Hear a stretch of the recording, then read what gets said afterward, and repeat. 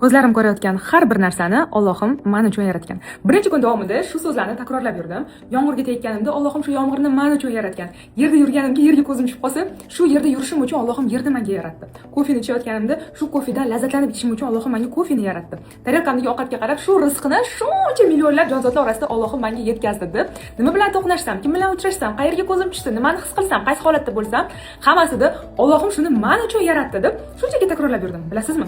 Miya shunda hayotingizda bo'layotgan boshqa ikir-chikir narsalarga emas, balki ulardan-da muhimroq, siz pulga ham sotib ola olmagan juda ham bebaho narsalarga fokusingizni qaratar ekan.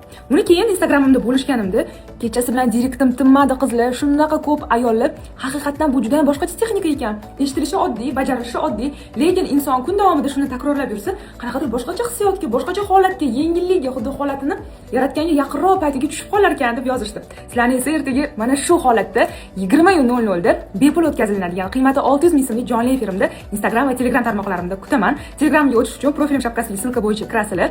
Albatta jonli efirimga mana shu texnikani bajarib o'zingizdan o'tkazib kiringlar, chunki davomini efirda gaplashamiz.